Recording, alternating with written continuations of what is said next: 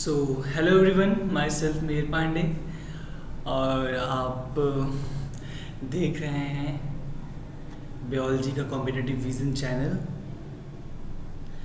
और हम आज स्टार्ट करने जा रहे हैं बायोलॉजिकल क्लासिफिकेशन क्लास 11th का सेकेंड चैप्टर है। हमने फर्स्ट चैप्टर अभी स्किप किया हुआ है, उसे हम बाद में पढ़ेंगे बिकॉज वो मतलब मैक्सिमम सब लोग यहाँ से स्टार्ट करते हैं क्योंकि वो थोड़ा सा बोरिंग टाइप का चैप्टर है और थोड़ा सा पढ़ने में भी लेजीनेस आता है। तो so let's be start from here. It's a very important chapter and इस चैप्टर में हम लोग एनसीईआरटी का हर एक लाइन कवर करने वाले हैं बहुत अच्छे से, एकदम जहाँ जहाँ से क्वेश्चंस आते हैं। फालतू चीज़ को नहीं हम लोग पढ़ेंगे, मतलब फालतू तो कुछ भी नहीं है बट फिर भी कुछ कहानियाँ होती हैं एनसीईआरटी में। एनसीईआरटी पूरा ब्रीफ में कहानी के साथ समझाता है, तो वो कहानी हम लोग बस स्किप करेंगे और हम लोग सब कुछ एकदम अच्छे से कंप्लीट करेंगे। एनसीईआरटी लाइन बाय लाइन आप इसको नीट में यूटिलाइज कर सकते हो, कोई भी यूनिवर्सिटी एग्ज़ाम, पैरामेडिकल कोर्सेज और अपने बोर्ड्स के लिए हर जगह के लिए परफेक्ट है। Only NCERT. Okay, so now we started biological classification. Okay, so यहाँ पे क्या बोल रहा है, since the dawn of civilization, मतलब कि जब से सिविलाइजेशन स्टार्ट हुआ था, मतलब ह्यूमन सेटलमेंट स्टार्ट के बाद ही बायोलॉजिकल क्लासिफिकेशन करना शुरू हो गया था। पहले की ह्यूमंस, क्यों हम लोग बायोलॉजिकल क्लासिफिकेशन क्यों करना चाहते हैं, क्योंकि हम लोग को ईजिली कुछ भी डिस्टिंग्विश करने को मिल जाए कि ह्यूमन, क्योंकि एनिमल्स कौन से हैं, प्लांट्स कौन से हैं, फंगी क्या है, बैक्टीरिया क्या है, वायरस क्या है, तो सबको आसानी से हम लोग डिस्टिंग्विश कर ले। तो पहले के लोग क्यों करना चाहते थे, क्योंकि यहाँ पे लिखा हुआ है for our own use for food, shelter and clothing. तो इस चीज़ के लिए पहले के लोग क्लासिफिकेशन करना चाह रहे थे। उसके बाद में first time Aristotle was the earliest to attempt a more scientific basis for classification. तो जो अरिस्टोटल है वो हमारे बायोलॉजी के फादर भी हैं, आप लोगों को पता होगा, फादर ऑफ बायोलॉजी हैं। तो उन्होंने पहली बार साइंटिफिक बेसिस पे क्लासिफिकेशन किया था। उन्होंने प्लांट को कैसे क्लासीफाई किया था, तो उन्होंने यूज़ किया था मॉर्फोलॉजिकल कैरेक्टर को।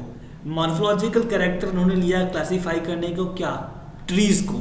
ठीक है, उन्होंने ट्रीज प्लांट को क्लासीफाई को किया उन्होंने किसमें, ट्रीज में, सर्ब में और हर्ब में। सो उन्होंने ट्रीज को कैसे क्लासीफाई किया, मॉर्फोलॉजिकल कैरेक्टर के बेसिस पे ट्रीज में, सर्ब में और हर्ब में उन्होंने क्लासीफाई किया प्लांट्स को। और फिर उन्होंने डिवाइड किया एनिमल्स को दो भाग में, टू ग्रुप्स में। कौन कौन से, एक जिसके पास रेड ब्लड हो और एक जिसके पास रेड ब्लड ना हो। रेड ब्लड मतलब जिसके पास हीमोग्लोबिन होगा वो रेड ब्लड, जिसके पास नहीं होगा वो रेड ब्लड नहीं होगा। तो उसके बाद जो फर्स्ट टाइम आया second two kingdom classification, that is वो दिए थे कैरोलस लिनियस ने। कैरोलस लिनियस ने टू किंगडम सिस्टम दिया हुआ है जिसमें प्लांटी और एनिमेलिया था, प्लांटी और एनिमेलिया। तो इस सिस्टम में इन्होंने बहुत इजीली तरीके से, मतलब ज़्यादा कुछ मतलब अगड़म बगड़म नहीं यूज़ किया, सिंपल प्लांटी क्या है, एनिमेलिया क्या है, उन्होंने डाल दिया एक सिंपल चीज़ पे। उन्होंने क्या किया, डिस्टिंग्विश नहीं किया, मतलब बहुत सारे स्पीसीज जो थे वो इस डिवाइड में नहीं आ पाए, ना तो प्लांटी में आ पाए ना तो एनिमेलिया में आ पाए। तो उन्होंने क्या क्या डिस्टिंग्विश नहीं किया था, उन्होंने this system did not distinguish between eukaryotes and prokaryotes. तो इन्होंने प्रोकैरियोट्स और यूकैरियोट्स के बीच में कोई भी डिस्टिंग्विश नहीं किया। इन्होंने यूनिसेल्युलर और मल्टीसेल्युलर के बीच में भी कोई डिस्टिंग्विश नहीं किया, और ना ही फोटोसिंथेटिक और नॉन फोटोसिंथेटिक के बीच में। मतलब फोटोसिंथेटिक मतलब ग्रीन एल्गी और नॉन फोटोसिंथेटिक मतलब फंगी। फंगी जो होता है वो फोटोसिंथेसिस नहीं करता है, मतलब कि वो अपने से अपना खाना नहीं बनाता है। तो उन्होंने यह सारा डिस्टिंग्विश नहीं किया था अपने टू किंगडम सिस्टम में, इसीलिए बहुत सारे ऑर्गेनिज्म इस कैटेगरी में नहीं आ पाए। Large number of organism did not fall into either category. तो उसके बाद क्या हुआ, टू किंगडम सिस्टम था। तो अब हमको थोड़ा सा एक्स्ट्रा एनसीईआरटी के बाहर हल्का सा पढ़ना पड़ता है, क्योंकि कुछ एग्जाम में पूछ देता है कि थ्री किंगडम सिस्टम कौन दिया था। So three kingdom system was given by Ernest Haeckel. Haeckel, ठीक है। उन्होंने क्या कंक्लूड किया, उन्होंने प्रोटिस्टा को कंक्लूड कर दिया। पहले प्लांटेआ एनिमलिया था, उन्होंने प्रोटिस्टा कंक्लूड कर दिया। उसके बाद आया था 4 किंगडम सिस्टम क्लासिफिकेशन, उसको दिया था कॉपलैंड ने। कॉपलैंड ने क्या ऐड किया, उन्होंने मोनेरा को एक्स्ट्रा ऐड कर दिया। हमारे पास प्रोटिस्टा प्लांटेआ एनिमलिया था, उन्होंने मोनेरा को एक्स्ट्रा ऐड कर दिया। उसके बाद क्या था, 5 किंगडम सिस्टम, जो कि हमको एनसीईआरटी में दिया हुआ है और पूरे इस चैप्टर में हमको वही 5 किंगडम सिस्टम पढ़ना है। आर.एच. विटकर ने दिया है, इसमें इन्होंने लास्ट में फंगी को ऐड किया। क्या, फंगी को ऐड किया आर.एच. विटकर ने, ठीक है। उसके बाद अभी फिलहाल में एनसीईआरटी में अपडेट आया है 6 किंगडम सिस्टम क्लासिफिकेशन, उसको कार्ल लुईस ने दिया है। कार्ल लुईस ने दिया, इसमें क्या हुआ है, इसमें जैसे कि हमारे पास ये 5 किंगडम सिस्टम थे ना, तो इस 5 किंगडम सिस्टम को कैसे डिवाइड किया गया, जो ये मोनेरा होता है, इस मोनेरा, ये जो मोनेरा होता है ये प्रोकैरियोट होता है। प्रोकैरियोट यूकैरियोट आप क्लास 9 से पढ़ते आ रहे हैं, तो मोनेरा जो होता है वो प्रोकैरियोट होता है और ये सारे चारों यूकैरियोट्स होते हैं। तो एक डोमेन ये हो गया, एक डोमेन ये हो गया, तो ये टू डोमेन था, लेकिन ये 6 किंगडम सिस्टम में 3 डोमेन हो गया। 3 डोमेन कैसे हुआ, मोनेरा में ही 2 डोमेन को अलग अलग कर दिया गया। मोनेरा में 2 ग्रुप आते हैं, आर्कीबैक्टीरिया और यू बैक्टीरिया, तो एक डोमेन आर्कीबैक्टीरिया को बना दिया गया है और एक डोमेन यू बैक्टीरिया को बना दिया गया है। 2 डोमेन इसमें हो गए हैं और एक पूरा ये प्रोटिस्टा से लेकर एनिमलिया तक एक डोमेन ही हो गया। तो 3 डोमेन और 6 किंगडम क्लासिफिकेशन। 6 किंगडम कैसे हो गया, आर्कीबैक्टीरिया को एक अलग किंगडम मान लिया गया है और यू बैक्टीरिया को एक अलग किंगडम मान लिया गया है। तो 6 kingdom classification was given by Carl Lewis. थोड़ा सा दिया गया है, नेक्स्ट पेज में देखेंगे हम लोग, ठीक है। तो ये आपने सारे क्लासिफिकेशन देख लिया कि इतने ही क्लासिफिकेशन है। और ये जो लाइन यहाँ कह रहा है, यहाँ कह रहा है कि बिसाइड ग्रॉस मॉर्फोलॉजी, मतलब ये जो हम लोग पढ़ रहे थे लिनियस का सिस्टम, तो लिनियस ने बहुत सारे चीज़ को, लार्ज नंबर ऑफ ऑर्गेनिज्म को अपने इस कैटेगरी में नहीं इंक्लूड किया, तो हम लोग ने अलग अलग क्लासिफिकेशन करना स्टार्ट कर दिया। जैसे कि ऊपर आप लोग ने पढ़ लिया सारा क्लासिफिकेशन, तो किस बेसिस पर क्लासिफिकेशन हुआ, यहाँ दिया हुआ एनसीईआरटी में कि include other characteristic like cell structure के बेसिस पे क्लासिफिकेशन हुआ, नेचर ऑफ वॉल, जो सेल वॉल होता है तो नेचर ऑफ वॉल के बेसिस पर क्लासिफिकेशन हुआ, मूड ऑफ न्यूट्रिशन के बेसिस पे हुआ, हैबिटाट के बेसिस पे हुआ कि कहाँ रहते हैं, मेथड ऑफ रिप्रोडक्शन और इवोल्यूशनरी रिलेशनशिप।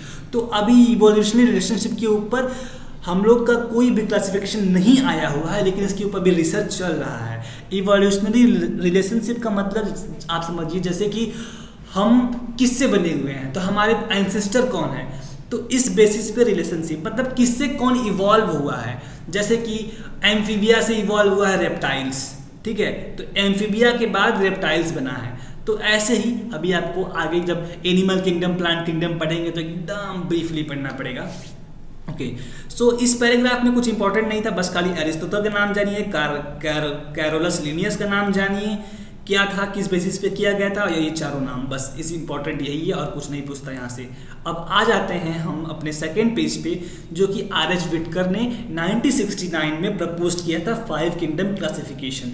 और उन्होंने क्या क्या कैरेक्टरिस्टिक लिया है, ये कैरेक्टरिस्टिक उन्होंने 5 लिया है, 1 2 3 4 5। ये पूछ देता है, ये जो क्या बोलते हैं बॉक्स है वो बहुत ही इंपॉर्टेंट है, आपको इसको याद करना पड़ेगा। एक बार इसको हम लोग समझ लेते हैं, क्योंकि इसी बॉक्स को इस पैराग्राफ में पूरा डिस्क्राइब किया गया है, ठीक है। तो हमारे पास ये हमारे पांचों किंगडम है, Monera, Protista, Fungi, Plantae, Animalia, 5 character, ठीक। इन कैरेक्टर के बेसिस पे इसको डिवाइड किया गया। तो देखो मोनेरा पहले देखते हैं। मोनेरा मतलब ये प्रोकैरियोटिक है, सेल टाइप क्या है, ये प्रोकैरियोटिक है, okay. Cell wall, cell wall, इसमें सेल वॉल प्रेजेंट होता है और इसका सेल वॉल बना होता है non cellulosic polysaccharides plus amino acids का इसका सेल वॉल बना होता है। सिंपल आपको याद कर लेना है, इसमें कुछ भी नहीं समझना, डायरेक्टली आपको इसको बार बार पढ़ने से याद करना है। आपको नोट्स की कोई भी इंपॉर्टेंट नहीं है चैप्टर में, आप एनसीईआरटी पढ़ने की आदत डालिए, एनसीईआरटी से ही हर एग्जाम में क्वेश्चन आते हैं। एक बार एनसीईआरटी पढ़ने की आदत हो गया तो आपका मतलब बल्ले बल्ले मस्त एकदम, ठीक है। तो न्यूक्लियर मेम्ब्रेन में क्या है, न्यूक्लियर मेम्ब्रेन एब्सेंट होता है, मतलब आप समझिए कि जो न्यूक्लियस होता है उसका एनवेलप नहीं होता है यहाँ पे, तो न्यूक्लियर मेम्ब्रेन एब्सेंट होता है। मोनेरा में। बॉडी ऑफ ऑर्गेनाइजेशन सेलुलर लेबर होता है, सेलुलर लेबर इसका बॉडी होता है, ठीक है। मोड ऑफ न्यूट्रिशन, तो मोड ऑफ न्यूट्रिशन इसमें ऑटोट्रॉपिक भी होते हैं, हेटरोट्रॉपिक भी होते हैं। तो ऑटोट्रॉपिक में दो आते हैं, कीमोसिंथेटिक और फोटोसिंथेटिक। कीमोसिंथेटिक मतलब कि जो अपना खाना केमिकल से बनाते हैं, केमिकल मतलब कि जैसे नाइट्रोजन, फास्फोरस, तो इस सारे केमिकल न्यूट्रिएंट से अपना खाना बनाते हैं, तो वो हो गया कीमोसिंथेटिक। और फोटोसिंथेटिक मतलब जो सूर्य से अपना खाना बनाते हैं वो फोटोसिंथेटिक हो गए, जिसके पास क्लोरोफिल होता है, ठीक है। और हेटरोट्रॉपिक तो आप जानते ही है, मतलब जो डिपेंडेंट होते हैं। तो डिपेंडेंट में क्या क्या होगा, हेटरोट्रॉपिक में एक सैप्रोफिटिक, एक पैरासिटिक। सैप्रोफिटिक मतलब कि जो बैक्टीरिया डेड और डिकेइंग चीज पे डिपेंड हो वो सैप्रोफिटिक, और पैरासिटिक मतलब कि जो किसी लिविंग पे डिपेंड हो, जैसे कि कोई जीवित चीज पे डिपेंड हो, तो वो हो गया पैरासिटिक। ओके, अब हम देखते हैं प्रोटिस्टा। तो प्रोटिस्टा क्या है, सेल टाइप यूकैरियोटिक है, सारे यूकैरियोटिक है, बस सिंगल मोनेरा प्रोकैरियोटिक है, ठीक है। प्रोटिस्टा यूकैरियोटिक है और ये सेल वॉल है, किसी में सेल वॉल प्रेजेंट होता है, किसी में नहीं होता है। ओके, और आप ये भी बात है कि यूनिसेलुलर होता है प्रोटिस्टा, यहाँ नहीं लिखा है लेकिन ये प्रोटिस्टा यूनिसेलुलर होता है। ओके, न्यूक्लियर मेम्ब्रेन इसमें प्रेजेंट होता है, बॉडी ऑर्गेनाइजेशन सेलुलर लेवल है। मोड ऑफ न्यूट्रिशन, तो ये ऑटोट्रॉपिक और हेटरोट्रॉपिक दोनों हैं। ऑटोट्रॉपिक में इसमें सिर्फ फोटोसिंथेटिक है, केमोसिंथेटिक नहीं है, और हेटरोट्रॉपिक है। ओके, नाउ द फंगी भी हमारा सेल टाइप यूकैरियोटिक है, सेल वॉल प्रेजेंट होता है और काइटिन का बना होता है, ठीक है। न्यूक्लियर मेम्ब्रेन प्रेजेंट होता है, बॉडी ऑर्गेनाइजेशन जो होता है मल्टी सेलुलर और लूज टिश्यू का है। मोड ऑफ न्यूट्रिशन इसमें सिर्फ हेटरोट्रॉपिक है, ये ऑटोट्रॉपिक नहीं होता है, मतलब अपना खाना अपने से नहीं बना पाता है, दूसरे पर डिपेंड होता है, या तो सैप्रोफिटिक या तो parasitic. Okay, now the Plantae भी यूकैरियोटिक होता है, इसमें सेल वॉल प्रेजेंट होता है, सेलुलोज का बना होता है, न्यूक्लियर मेम्ब्रेन प्रेजेंट है, बॉडी ऑर्गेनाइजेशन टिश्यू लेवल या ऑर्गन लेवल, और ये सिर्फ होता है ऑटोट्रॉपिक, खुद से खाना बनाता है भाई, ये हेटरोट्रॉपिक नहीं होता, ठीक है। अब एनिमिलिया देख लो, ये यूकैरियोटिक है, सेल वॉल एब्सेंट है, तो आप देख लीजिए सेल वॉल सिर्फ इसी में एब्सेंट है, और प्रोटिस्टा में कुछ में होता है कुछ में नहीं होता है। तो cell wall absent, nuclear membrane present, body organisation tissue organ system, और ये जो होता है सिर्फ हेटरोट्रॉपिक होता है, अपना खाना नहीं बना पाता। Fungi and animals are the only heterotrophic, ये होलोजोइक होता है और सैप्रोफिटिक होता है। ओके, आपने पूरा आरएच फिटकर देख लिया, यहीं से क्वेश्चंस आते हैं, ये जो पूरे पैराग्राफ में बताया गया है सब कुछ वही बताया गया है। एक बार पढ़ लेते हैं पैराग्राफ। ये है आरएच विटकर इतने में प्रपोज किया 5 किंगडम सिस्टम, ये फिर उन्होंने किस क्या क्या लिया है, मतलब क्या क्या क्राइटेरिया लिया है। तो उन्होंने सेल स्ट्रक्चर लिया है, बॉडी ऑर्गेनाइजेशन लिया है, मोड ऑफ न्यूट्रिशन लिया है, reproduction and the phylogenetic relationship. Phylogenetic relationship का मतलब वही इवोल्यूशनरी रिलेशनशिप। तो पांच क्राइटेरिया है उन्होंने लिया है क्लासिफिकेशन के लिए, याद कर लीजिए आप इसको, बहुत इंपॉर्टेंट है। सेल स्ट्रक्चर, सेल का स्ट्रक्चर कैसा है, बॉडी का ऑर्गेनाइजेशन क्या है, मोड ऑफ न्यूट्रिशन, रिप्रोडक्शन, और ये तो या इसको याद कर लो। जो मैं 6 किंगडम सिस्टम बता रहा था कार्ल वुज ने दिया, यही है 3 डोमेन 6 किंगडम सिस्टम। इसको मैंने आपको बता दिया है पीछे, जो ऊपर एक बार आप चेक कर सकते हैं उसको, वही चीज़ लिखा हुआ है, थोड़ा मैंने डिटेल में बताया है। ओके, नाउ ये पैराग्राफ, इस पैराग्राफ में पूरा बस यही सब कुछ दिया हुआ है, ठीक है। जल्दी हम लोग एक बार पढ़ लेते हैं, इंपॉर्टेंट नहीं है फिर भी। Let us look at this 5 kingdom classification to understand the issues and consideration that influence the classification system. Okay, now earlier classification system include, जो पहले क्लासिफिकेशन हुआ था वो किस बेसिस पे, तो सेल वॉल के बेसिस पे सिंपल हुआ था, वही बताया गया है कि पहले के जो क्लासिफिकेशन हुए थे वो इंक्लूड करते हैं अपने अंदर बैक्टीरिया को, ब्लू ग्रीन एल्गी को, फंगी को, मॉसिस को, फर्न्स को। तो ये मॉसिस जो है ये ब्रायोफाइट्स है, जो फर्न्स है ये टेरिडोफाइट है, gymnosperm and angiosperm under plant, ये सब कुछ प्लांट की कैटेगरी में आता है, ठीक है। The character that unified this whole kingdom, that was all organism included, had a cell wall in their cells. तो इनको पूरे को प्लांट के कैटेगरी में क्यों रखा गया है, क्योंकि इनके सेल में सेल वॉल होता है। ये पहले का क्लासिफिकेशन ऐसा था, ठीक है, पहले का क्लासिफिकेशन ऐसा था। और ये चीज़ आपको अगर समझ में नहीं आया हो कि मॉसिस क्या है, जिम्नोस्पर्म एंजियोस्पर्म क्या है, तो आप प्लांट किंगडम इसके नेक्स्ट चैप्टर पर पढ़ना है तो अच्छे से पढ़िएगा, ठीक है। उसके बाद यही कुछ इम्पोर्टेंट नहीं है, इसको छोड़ते हैं, आगे बढ़ते हैं नेक्स्ट पैराग्राफ। नेक्स्ट पैराग्राफ में क्या है यहाँ पे, हाँ ये इंपॉर्टेंट है कि all prokaryotic organism were grouped together under kingdom Monera. तो जितने भी प्रोकैरियोटिक ऑर्गेनिज्म हैं उनको किंगडम मोनेरा में रखा गया है। और उसके बाद जितने भी यूनिसेल्युलर यूकैरियोटिक, ध्यान रखिए यूकैरियोटिक तो सब हैं मोनेरा को छोड़ के, लेकिन यूनिसेल्युलर जो यूकैरियोटिक ऑर्गेनिज्म हैं वो प्रोटिस्टा में रखे जाते हैं, ठीक है। उसके बाद ये लाइन इंपॉर्टेंट है, ध्यान से सुनिए। Kingdom protista has brought together Chlamydomonas chlorella, जो कि पहले एल्गी में रखा था, लिखा हुआ है earlier placed in algae within plant and both having cell wall, दोनों के पास सेल वॉल था। उसके बाद विथ पैरामीशियम एंड अमीबा, जो पहले एनिमेलिया में रखा गया था, which were placed in the Animalia, और इन दोनों के पास पैरामीशियम अमीबा दोनों के पास सेल वॉल नहीं था।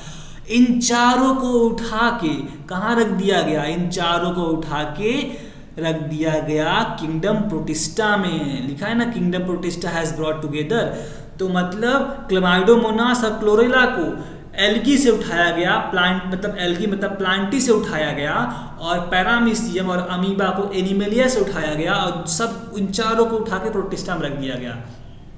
तो ये किया गया, क्यों इनको क्यों रखा गया था, क्योंकि क्लमाइडोमोनास क्लोरेला में सेल वॉल था इसलिए प्लांटी में रखा गया था, और पैरामीशियम और अमीबा में सेल वॉल नहीं था इसलिए इसको रखा गया था एनिमेलिया में, लेकिन सबको प्रोटिस्टा में रखा गया, ठीक है, ये इंपॉर्टेंट था।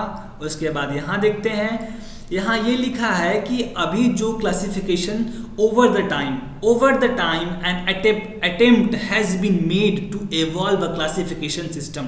अटेम्प्ट किया जा रहा है मतलब कोशिश की जा रही है क्या, कि सिर्फ मॉर्फोलॉजिकल और फिजियोलॉजिकल और रिप्रोडक्टिव सिमिलरिटी के बेस पे ही क्लासिफिकेशन ना हो, क्लासिफिकेशन फाइलोजेनेटिक के बेसिस पर भी हो। फाइलोजेनेटिक मतलब कि इवोल्यूशनरी रिलेशनशिप, ठीक है। ये आपका यहाँ पे खत्म होता है, फिर स्टार्ट होता है हमारा एक नया किंगडम मोनेरा, जिसमें आता है हमारा बैक्टीरिया। ओके, ये जो हमारा किंगडम है ये प्रोकैरियोटिक है, सिर्फ प्रोकैरियोट्स इसमें आते हैं। तो यहाँ पे क्या लिखा है, bacteria are sole member of kingdom Monera. Bacteria जो है वो सोल मेंबर है किंगडम मोनेरा का, ठीक है। They are the most abundant microorganism, जो हर जगह पाए जाते हैं, और एक चुटकी मिट्टी में हंड्रेड्स ऑफ बैक्टीरिया पाए जाते हैं, ठीक है। उसके बाद लिखा गया जो बैक्टीरिया होता है they also live in extreme habitat such as hot spring, desert, snow and deep ocean. मतलब बैक्टीरिया कहीं भी पाया जाता है, मतलब कि ऐसी जगह जहाँ कुछ भी नहीं पाया जाएगा वहाँ बैक्टीरिया पाया जाएगा। समुद्र, एकदम गहरे समुद्र में, वहाँ टेम्परेचर 100 के ऊपर होता है, वहाँ पाया जाता है बैक्टीरिया। मतलब बैक्टीरिया अपने सेल वॉल को, स्ट्रक्चर को ऐसा बना लेगा ना कि वो कहीं भी एग्जिस्ट कर सकता है, वही बताया गया है। तो बैक्टीरिया अपने शेप के हिसाब से 4 प्रकार में डिवाइड है, वही यहाँ लिखा गया है। Bacteria are grouped under 4 categories based on their shape. कौन कौन सा है, स्पेरिकल कोकस मतलब कोकी, रॉड शेप बैसिलस मतलब बैसिलाई, और इसके पास कॉमा शेप्ड वाइब्रम मतलब स्पाइरेला, और ये है vibrio, that one is vibrio, ठीक है। तो इसका एक एग्जाम्पल मैं आप लोगों को बोल देता हूं, आप लोग अपने एनसीईआरटी में इसको लिख लीजिए। Okay, I will give you the example. जैसे कि आप कोकी, तो कोकी के लिए आप डिप्लोकॉकस लिख सकते हैं, इसका एग्जाम्पल है तो स्ट्रेप्टोकॉकस, ठीक है। स्ट्रेप्टोकॉकस बैक्टीरिया का नाम है जो कोकी शेप का होता है। बैसिली के लिए अब बहुत फेमस एग्जाम्पल लैक्टोबैसिलस बुल्गेरिकस, तो आप सिर्फ लैक्टोबैसिलस लिख सकते हैं जिसका शेप होता है बैसिलाई की तरह। स्पाइरेला का एग्जाम्पल है हेलिकोबैक्टर पायरोली, ओके, आप यहाँ पे लिख सकते हैं।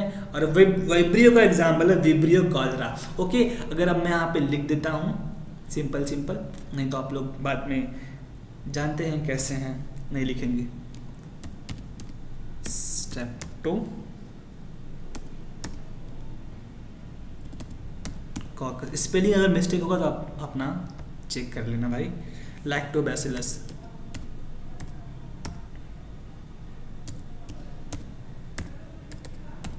ओके, लैक्टोबैसिलस,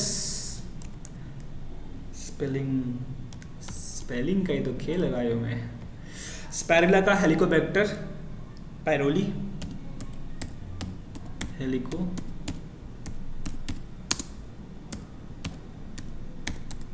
पायरोली, और विब्रियो का विब्रियो कालरा, विब्रियो कालरा।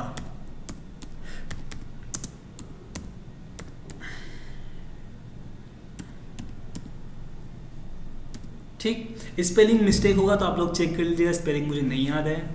ये एग्जाम्पल है, हो सके तो याद रखना। मान लो पूछता तो है नहीं मतलब सिर्फ के ऊपर, बट फिर भी बोर्ड्स वाले स्टूडेंट याद रखिएगा।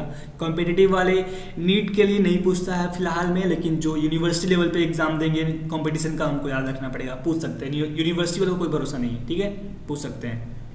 ओके, उसके बाद हम लोग देखते हैं क्या, थोड़ा सा कुछ बैक्टीरिया के बारे में। तो जो बैक्टीरिया होता है वो, बैक्टीरिया का स्ट्रक्चर बहुत सिंपल होता है। बैक्टीरिया का स्ट्रक्चर सिंपल होता है, लेकिन उसका वेरी कॉम्प्लेक्स बिहेवियर कॉम्प्लेक्स होता है भाई। उसके बाद जो बैक्टीरिया होता है वो बहुत ज़्यादा most extensive metabolic diversity show करता है, most extensive metabolic diversity. Okay, some of the bacteria are autotrophic, कुछ बैक्टीरिया ऑटोट्रॉपिक होते हैं और कुछ हेटेरोट्रॉपिक होते हैं। ऑटोट्रॉपिक में कुछ होते हैं फोटोसिंथेटिक, कुछ होते हैं कीमोसिंथेटिक। तो फोटोसिंथेटिक का एग्जांपल जैसे कि हो गया हमारा ये बीजीए, ब्लू ग्रीन एल्गी, ठीक है।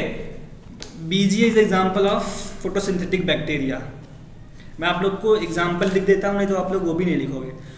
फोटोट्रॉपिक का एग्जांपल साइनोबैक्टीरिया है। कहाँ लिखूं, एक minute.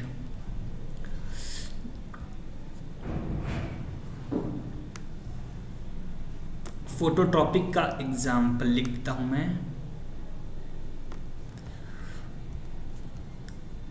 Phototropic example is cyanobacteria.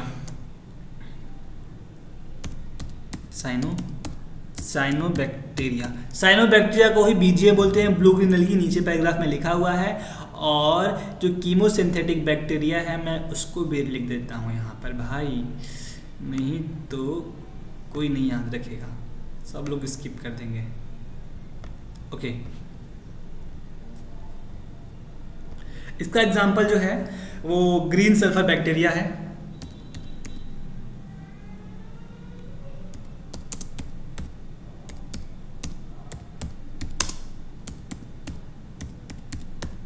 Okay, done. तो ये होता है, ये इंपॉर्टेंट लाइन क्या है कि जो वास्ट मेजॉरिटी ऑफ बैक्टीरिया होता है ना वो हेटेरोट्रॉप्स होता है। मतलब कि ऑटोट्रॉप्स होते हैं, लेकिन जो वास्ट मेजॉरिटी मतलब ज़्यादा मेजॉरिटी बैक्टीरिया होते हैं वो हेटेरोट्रॉप्स होते हैं। ओके, अब बैक्टीरिया दो ग्रुप में डिवाइड है, आर्की बैक्टीरिया, यू बैक्टीरिया। से मैंने आपको बताया कि आर्की बैक्टीरिया, यू बैक्टीरिया पहले एक में थे, लेकिन अब इसको एक अलग सा दे दिया गया है, एक अलग किंगडम बना दिया गया है इसको। एक अलग किंगडम नहीं मतलब कि उसके अंदर डोमेन, मतलब पहले 5 किंगडम था, अब 6 किंगडम हो गया है। तो इसकी वजह से क्योंकि आर्की बैक्टीरिया को एक अलग किंगडम बना दिया गया है, आर्की बैक्टीरिया अलग किंगडम, मोनेरा को यू बैक्टीरिया में डाल दिया गया है। तो इसलिए 2 डोमेन हो गए और एक डोमेन वो सारा eukaryotes. Okay, now the archaebacteria क्या है? आर्की बैक्टीरिया, तो this bacteria are special since they live in some of the most harsh habitat. मतलब कि बहुत ऐसी जगह पे प्रेजेंट होता है ना ये कि जहाँ कोई भी नहीं रह सकता, वो वहाँ पे आर्की बैक्टीरिया प्रेजेंट होता है, इसलिए इसको हम लोग बोलते हैं आर्की बैक्टीरिया। और ये कहाँ कहाँ प्रेजेंट हो सकता है? ये प्रेजेंट होता है एक्सट्रीमली साल्टी एरियाज में, जैसे कि हेलोफाइल्स, मतलब जहाँ बहुत ज़्यादा नमक है, मतलब साल्ट। हेलाइंस का नाम आपने सुना होगा, हेलाइंस, सैलिनिटी। तो जो सैलिनिटी होता है मतलब कि नमकीन, जहाँ पे बहुत खारा होता है, नमकीन पानी होता है, तो साल्टी एरिया, तो वहाँ प्रेजेंट होता है। हॉट स्प्रिंग, बहुत गर्म जगह में प्रेजेंट होता है, थर्मो एसिडोफाइल्स। इसका एग्जांपल है थर्मस एक्वेटिकस, जो कि हम लोग पढ़ते हैं क्लास 12th में, चैप्टर इसमें बायोटेक में पढ़ते हैं हम इसको, थर्मो एसिडोफाइल्स को। इसका यूज़ होता है हमारा डीएनए फिंगरप्रिंटिंग में, मतलब यूज़ इसका करते हैं क्योंकि डीएनए फिंगरप्रिंटिंग में हम लोग एम्प्लीफिकेशन करते हैं, तो वहाँ पे यूज़ होता है थर्मस एक्वेटिकस। और इस मार्सी एरिया, मतलब जहाँ पे मार्सी मतलब समझ रहे हैं, गोबर, मेथेन गैस जहाँ पाया जाता है, वहाँ पे प्रेजेंट होता है। आर्की बैक्टीरिया जो होता है डिफर होता है फ्रॉम अदर बैक्टीरिया। जो नॉर्मल बैक्टीरिया होते हैं उनसे आर्की बैक्टीरिया डिफर करता है। इनके पास सेल वॉल स्ट्रक्चर जो होता है वो इन रिस्पॉन्सिबल होता है, इनका सेल वॉल स्ट्रक्चर थोड़ा डिफरेंट होता है नॉर्मल बैक्टीरिया से। वही सेल वॉल स्ट्रक्चर इनका ऐसा होता है कि वो कहीं भी प्रेजेंट हो सकते हैं, मतलब थोड़ा डिफरेंट बनता है, ठीक है। मेथेनोजेंस जो होते हैं, मतलब कि मेथेनोजेंस आर टाइप ऑफ, मतलब प्रेजेंट होते हैं गट में, जैसे कि कैटल्स, गाय और भैंस। गाय और भैंस के गट में मेथेनोजेन प्रेजेंट होता है, जो कि वो उनके मतलब फीकल मैटर होता है, जैसे कि गोबर होता है जिसको हम काउ डंग बोलते हैं, उससे निकलता है। तो वही बोलते हैं हम लोग कि भैया गोबर गैस बनता है। गोबर गैस कैसे बनता है, उसमें मेथेन गैस पाया जाता है, बायोगैस पाया जाता है, ठीक है। तो ये हो गया। अब हम लोग देखते हैं यू बैक्टीरिया। तो यू बैक्टीरिया को ट्रू बैक्टीरिया भी बोलते हैं हम लोग, ओके। यू बैक्टीरिया कैसा होता है, characterise by the presence of rigid cell wall. इनका सेल वॉल जो रफ होता है, रिगिड होता है। मोटाइल भी, सब मोटाइल होते हैं, और फ्लैजिलम होते हैं, मतलब मोटाइल मतलब कि चल सकते हैं ऐसे ऐसे, flagellum, okay. Now the cyanobacteria. Cyanobacteria को हम लोग बीजीए बोलते हैं, जो मैं यहाँ पे बोला फोटोसिंथेटिक है, ब्लू ग्रीन एल्गी, ठीक है। इसके पास क्लोरोफिल ए होता है, सिमिलर टू ग्रीन प्लांट, जैसे ग्रीन प्लांट में होता है। तो क्लोरोफिल के कारण ही प्लांट्स जो होते हैं वो फोटोसिंथेटिक कर पाते हैं। तो इनके पास होता है, तो ये भी फोटोसिंथेटिक कर पाते हैं। फोटोसिंथेटिक ऑटोट्रॉप्स होते हैं। Cyanobacteria unicellular, colonial, filamentous, fresh water में पाए जाते हैं, और टेरेस्ट्रियल भी होते हैं, टेरेस्ट्रियल एल्गी। उसके बाद, ठीक है, इनके पास ये जो होते हैं, they often form blooms in polluted water bodies, मतलब कि ये जो होता है जहाँ पानी गंदा होता है, तब जहाँ पानी गंदा होता है उसको, इसको एल्गल ब्लूम, तो यहाँ पे मैं लिख देता हूँ। तो जो ब्लू ग्रीन एल्गी होता है वो कॉज करता है एल्गल ब्लूम, उसी को बोलते हैं ब्लूम्स इन वाटर बॉडी, गंदे पानी में पाया जाता है। इसका पूरा थोड़ा सा मैकेनिज्म है, क्लास 12 में आपको पढ़ना है। जो कंपटीशन वाले बच्चे होंगे उनको पता होगा, अगर उन्होंने पढ़ा होगा तो। मैं चाहूँ तो बता सकता हूँ, बट हम लोग टॉपिक डिस्ट्रैक्ट हो जाएंगे। सो एल्गल ब्लूम कॉज करता है, एल्गल ब्लूम कॉज करता है, ठीक, ये हो गया। उसके बाद एल्गल ब्लूम कॉज करता है, some of this organism can fix atmospheric nitrogen. इसमें से कुछ बैक्टीरिया होते हैं, ये तो हेट्रोट्रॉप्स हो गए, ऊपर वाले हेट्रोट्रॉप्स हो गए, मतलब सॉरी हेट्रोट्रॉप्स का ऑटोट्रॉप्स हो गए। ये जितने थे ये ऑटोट्रॉप्स हो गए, मतलब फोटोसिंथेटिक हो गए, फोटोसिंथेटिक ऑटोट्रॉप्स। अब जो हम लोग पढ़ने जा रहे हैं ये कीमोसिंथेटिक ऑटोट्रॉप्स के बारे में पढ़ने जा रहे हैं। कुछ बैक्टीरिया जो होते हैं वो नाइट्रोजन का फिक्सेशन करते हैं। उनके पास एक स्पेशल सेल होता है, उसका नाम है हेट्रोसिस्ट। ये देखो हेट्रोसिस्ट, इसी हेट्रोसिस्ट में ये नाइट्रोजन को फिक्स करते हैं, अपने अंदर नाइट्रोजन का फिक्सेशन करते हैं। एग्जांपल नॉस्टॉक और एनाबिना। सीधा सीधा पूछता है कि कौन से ऐसे बैक्टीरिया हैं जो फिक्स करते हैं नाइट्रोजन को, तो नॉस्टॉक और एनाबिना। ये कीमोसिंथेटिक ऑटोट्रॉप्स बैक्टीरिया क्या करते हैं, ऑक्सीडाइज करते हैं बहुत सारे इनऑर्गेनिक सब्सटेंस को, जैसे कि नाइट्रेट्स, नाइट्राइट्स और अमोनिया को। ये बहुत ज़्यादा ही इम्पॉर्टेंट रोल प्ले करते हैं कि इसमें रिसाइकलिंग ऑफ न्यूट्रिशन को, न्यूट्रिएंट्स को रिसाइकल करते हैं। इस चीज़ को आपको डिटेल में पढ़ना है, कहाँ पे, क्लास 11th के ही, जैसे कि क्लास 11th का चैप्टर नंबर है, नहीं हाँ 12, mineral and nutrition. So mineral and nutrition में आपको ये पढ़ना है बहुत डिटेल में, इसलिए मैं इसको यहाँ पे बहुत डिटेल में आपको नहीं बता रहा हूँ, यहाँ पे बहुत खजाना पढ़ना है आपको, पढ़िएगा। हेटेरोटॉपिक बैक्टीरिया के बारे में बात करते हैं, तो ये वास्ट मेजॉरिटी में पाया जाता है, और ये डिकम्पोजर होता है, मतलब हेटेरोटॉपिक बैक्टीरिया जो होता है वो बहुत इंपॉर्टेंट डिकम्पोजर होता है, और ह्यूमन्स के लिए कुछ बहुत अच्छे प्लेफुल, मतलब अच्छा रोल प्ले करता है ह्यूमंस के साथ। जैसे कि ये हेल्प करता है कर्ड बनाने का, मिल्क से कर्ड बनाता है कौन, लैक्टोबैसिलस बुल्गेरिकस। एंटीबायोटिक प्रोड्यूस करता है, जैसे कि कौन, पेनिसिलियम।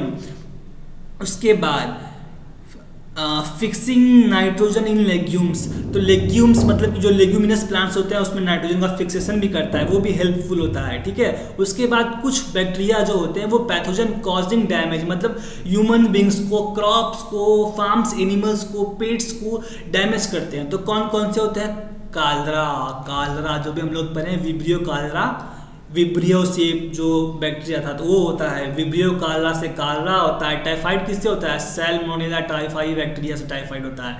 टिटेनस किससे होता है, तो टिटेनस सिट्रस कैंकर, तो सिट्रस कैंकर भी ज़ैंथोमोनास सिट्री से होता है। और टिटेनस जो होता है वो क्लोस्ट्रीडियम टिटेनी से होता है। तो सारे बैक्टीरिया का नाम है, आपको याद होने चाहिए, क्योंकि ये कॉम्पिटिटिव एग्जाम में आता है और इसको आपके नेक्स्ट चैप्टर में, बहुत सारे चैप्टर में जब आप पढ़ेंगे क्लास 12th का chapter human health and disease, तो आपको ये पढ़ना पड़ेगा, इसलिए मैंने यहाँ पे नहीं लिखा है इसको, ठीक है। फिर बैक्टीरिया जो होता है रिप्रोड्यूस करता है मेनली फिजन से, बाइनरी फिजन का नाम सुना है तो फिजन, तो बैक्टीरिया रिप्रोड्यूस करता है फिजन से, कुछ अनफेवरेबल कंडीशन में ये प्रोड्यूस करता है स्पोर्स को, और बैक्टीरिया सेक्सुअली भी रिप्रोडक्शन करता है, तो उसका जो प्रोसेस उसको बोलते हैं कॉन्जुगेशन। कॉन्जुगेशन कैसे करता है? Sexually production by adopting a primitive type of DNA transfer from one bacterium to other bacteria. इसका पूरा मैकेनिज्म बहुत पहले नीट वालों को पढ़ाया जाता था कि उससे क्वेश्चन आते थे, बट अब क्वेश्चन नहीं आते हैं और ना ही पढ़ाया आता ना हमारे सिलेबस में। Okay, now the mycoplasma are the organism that completely lack cell wall. इसमें सेल वॉल नहीं होता है, लेकिन सेल मेम्ब्रेन होता है। सेल वॉल सेल मेम्ब्रेन के अंदर होता है, ठीक है। They are the smallest living cell known as can survive without oxygen. तो सबसे स्मॉलेस्ट माइकोप्लाज्मा नहीं है, इससे भी स्मॉलेस्ट आता है PPLO, जो सेल वाले चैप्टर में पढ़ने को मिलेगा। माइकोप्लाज्मा स्मॉलेस्ट है ये भी, और ये बिना ऑक्सीजन के सर्वाइव कर सकता है। बहुत सारे माइकोप्लाज्मा होते हैं जो पैथोजेनिक होते हैं एनिमल्स और प्लांट्स के लिए। अब हमारा पूरा मोनेरा कंप्लीट हो गया, हमको पढ़ना है किंगडम प्रोटिस्टा। उसके लिए हम नेक्स्ट वीडियो बनाएंगे, क्योंकि वीडियो बहुत लंबा हो जाएगा। तो सो नेक्स्ट वीडियो, 2 वीडियो रहता है, तो एक वीडियो में चैप्टर कंप्लीट हो जाएगा। Okay, so stay tuned to this channel for learning the biology in a very different way for, ठीक है। तो NCERT को बहुत अच्छे तरीके से हम लोग लाइन बाय लाइन एकदम चाट जाएंगे, एकदम मस्त, कोई भी टेंशन लेने की ज़रूरत नहीं है। अगर आप एक बार में समझ में नहीं आ रहा है तो आप उस लेक्चर को दोबारा देख सकते हैं, और कुछ भी समझ में नहीं आ रहा है, कोई भी टॉपिक समझ में नहीं आया, कोई भी लाइन समझ में नहीं, तो आप कमेंट्स में पूछ सकते हैं, ठीक है।